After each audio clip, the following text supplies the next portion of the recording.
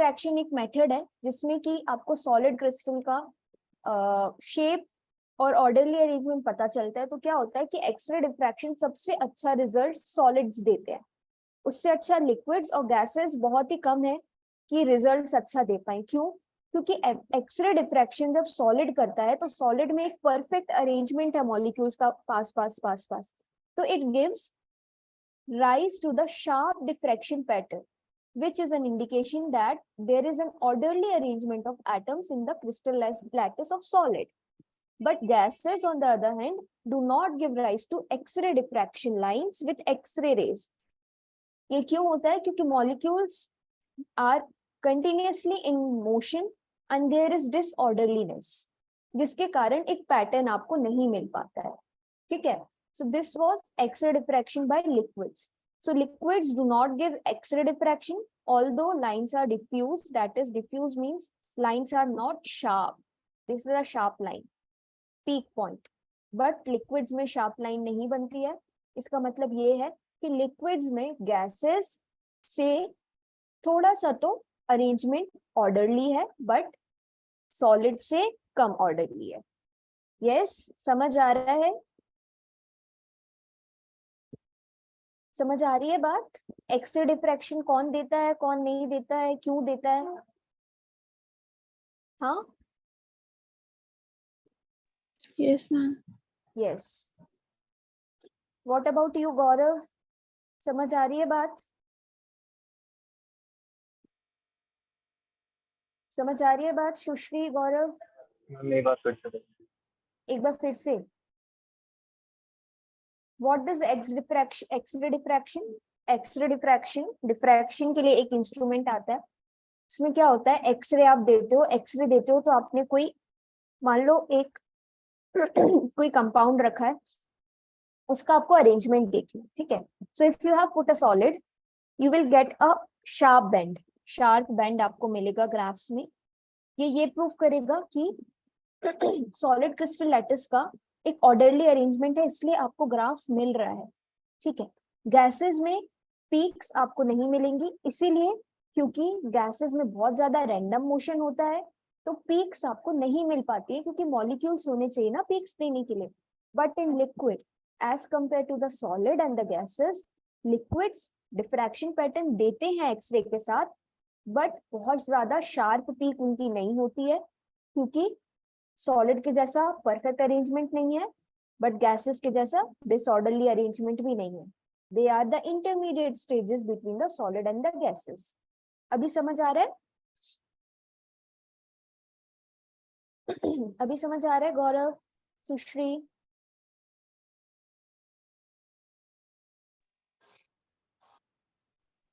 Yes ma'am. Yes. Now surface tension. अब देखो, ये जो स्ट्रक्चर था, स्ट्रक्चर ऑफ लिक्विड का जो मॉडल इन्होंने दिया है, उसके ये कुछ इंपॉर्टेंट पॉइंट्स हैं। क्या क्या है ये आप लोग पढ़ लेना या रीड कर लेना, इसको समझ आ जाएगा। सेम पॉइंट्स जो मैंने वहां बताए वो है, ठीक है।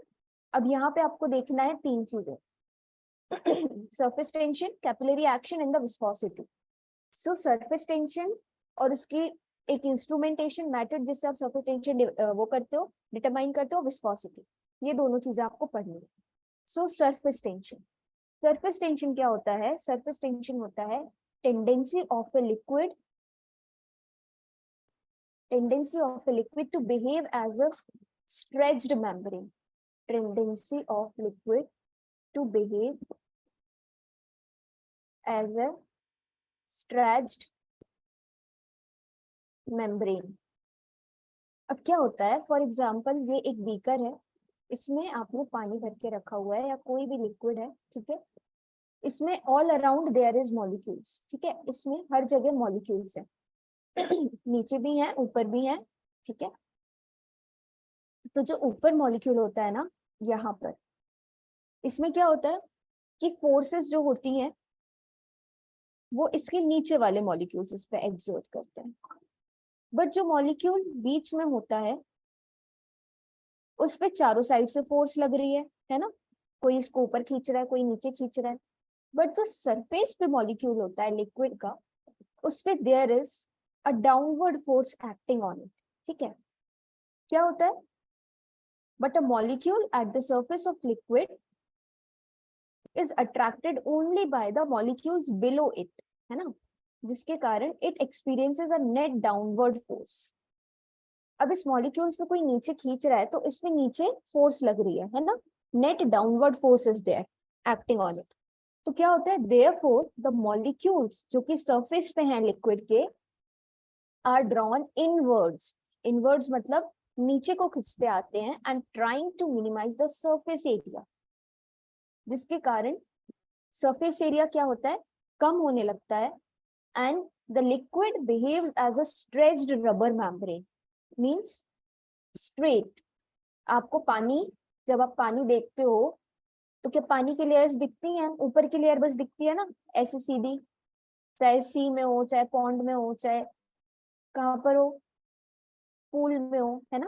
This is why, because of the surface tension, कि लिक्विड की जो अपर लेयर है it always behaves as a stretched membrane, एंड क्या होता है यहाँ पर कि सरफेस एरिया को मिनिमाइज करता है।